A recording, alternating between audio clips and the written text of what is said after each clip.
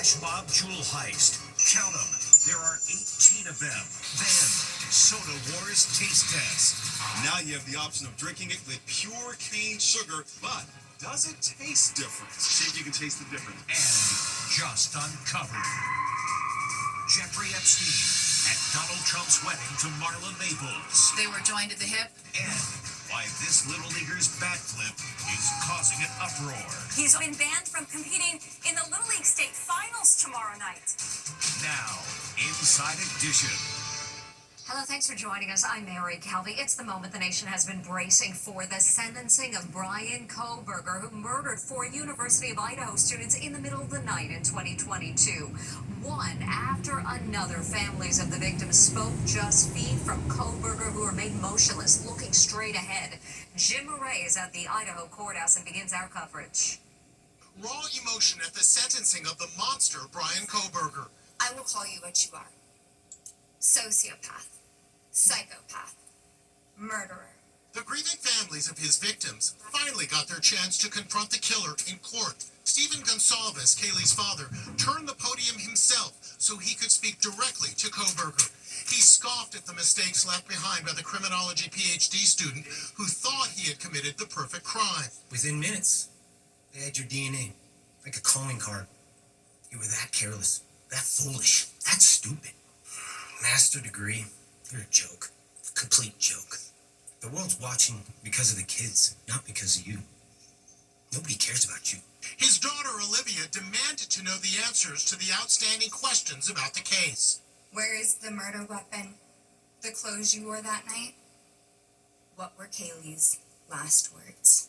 She also berated him to his face. The truth is, you're as dumb as they come. Stupid, clumsy, slow, sloppy, weak, dirty. If you hadn't attacked them in their sleep, in the middle of the night, like a pedophile, Kaylee would have kicked your ass. The packed courtroom broke into applause. The atmosphere inside the courtroom was electric, and the emotions, anger, pain, and grief, overwhelming even the judge and the prosecutor, who both wiped away tears. The mood in the courtroom completely shifted when you had Steve Gonsalves shift and move the podium to get a direct line of sight with Kohberger, and they made eye contact, and no one was certain what was going to happen next. We were all holding our breath. Xander Kernodle's stepdad didn't hold back. You're evil. There's no place for you in heaven. You took our children. You are gonna suffer, man. I'm shaking because I want to reach out to you, but I hope you feel my energy, okay? Go to hell.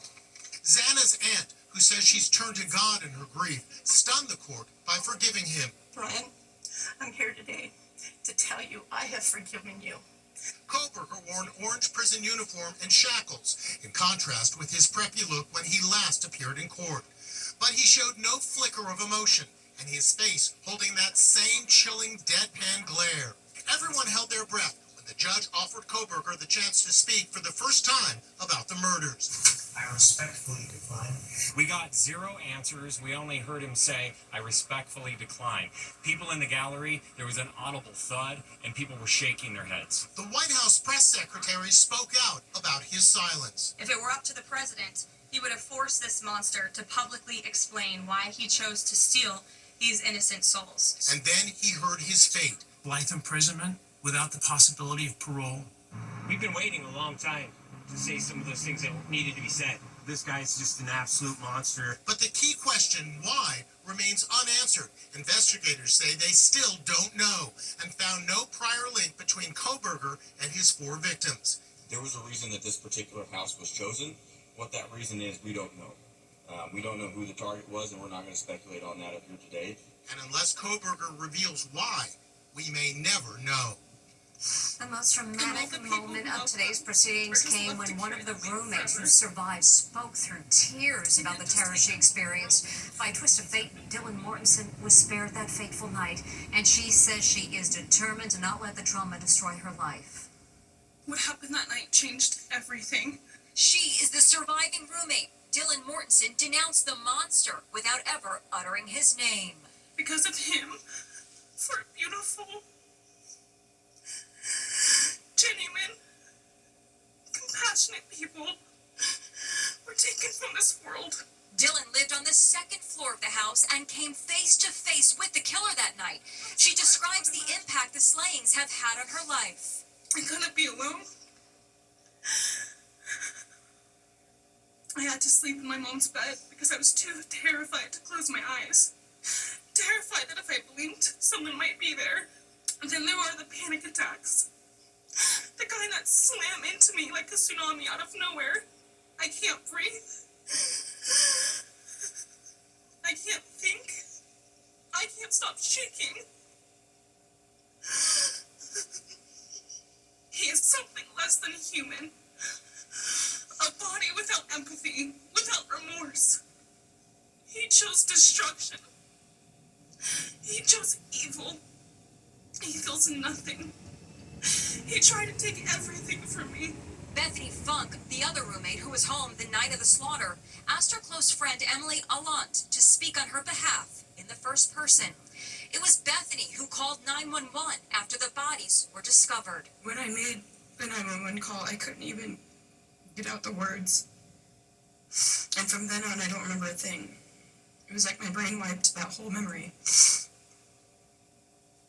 That was the worst day of my life. And I know it always will be. In the statement read by Emily, Bethany says she still suffers from survivor's guilt. Why me? Why did I get to live and not them? For the longest time, I could not even look at their families without feeling sick with guilt. I did not know what to say or what to do. I was terrified that my presence just made their pain worse. She gave each of her slain friends a deep and fitting eulogy. Xana was 1 in a million. She was the life of the party. Kaylee had the most beautiful, radiant smile. She was so kind, but also one of the funniest people I've ever known. Ethan was the sweetest, most genuine guy. He was always smiling. Maddie was not only one of my best friends, but she was the older sister I would have always wanted. I wish I could tell them how much I love them. Kohberger will spend the rest of his life inside a maximum security prison, which has been called one of the most brutal in the United States. And because of the severity of his crime, Kohberger will be placed in solitary confinement forever. Stephen Fabian has more on that. This is hell on earth. It's the prison where Bryan Kohberger will spend the rest of his life in solitary confinement, locked in his cell 23 hours a day. Meals are slid through slots in the door. Bail bondsman Kevin Corson is familiar with the prison, known as the Idaho Maximum Security Institution. So what do you think will happen to Bryan Kohberger inside this prison? Bryan Kohberger is definitely going to have a target on his back. He's accused of murdering women, which is frowned upon inside the prison system. It's unclear if he will be permitted visitors, but if he is, he would be locked in this cage and communicate remotely with them. Now, it may surprise you to learn that even in solitary confinement, Kohberger may be permitted to buy a computer tablet for $100 so he can have access to emails, music, and even movies. And get this, Kohberger may also be permitted to purchase a TV set that can be hooked up to basic cable. He can watch crime stories. He can watch crime stories. He can watch whatever he wants in his cell at any time. News Nation's Brian Enton was granted permission yesterday to tour the facility. Did you see the cell that would be like his cell, and what does it feel like in that cell? It's sterile. It feels very maximum security. They send everything through a little opening in the door. Food. You're really just by yourself. District Attorney Bill Thompson had the last word. He's going to stand up in the belly chains and leg irons that he's wearing today, and the door will close behind him forever. Today, the district attorney said as part of Kohberger's plea deal, he would have made him reveal his motive, but he doesn't believe that anything out of his mouth is the truth. Now, dramatic video as a large flash mob of would-be thieves swarm a jewelry store. They were all wearing masks and some had sledgehammers, but they met their match with the store owner who was ready for them. It's terrifying video. A fleet of cars pulls into a parking lot. Out pours a mob of masked raiders. Then they take a pickaxe and sledgehammers and try to smash their way into a jewelry store. There are so many, it's hard to count them. At least 18 in all.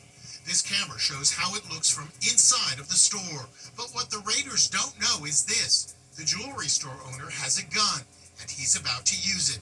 He and his terrified staff run to the back. reaches out and fires a warning shot over the heads of the gang. One shot is all it takes. The bad guys scatter to the winds. Here it is again. They can't get out of there fast enough. They jump back into their vehicles and take off. The second that they heard that gunfire, they took off. Yes, in seconds. The owner of the jewelers in Anaheim, California, asked us not to use his name. You can see the hole where the slug hit the bulletproof glass door. One shot is all it took. Yes, I do one shot. Police say flash mob raids like this are happening more and more. This causes a lot of fear. These people have, we know, typically hammers. Who knows what else they have. This time, the bad guys came, they saw, but they didn't conquer.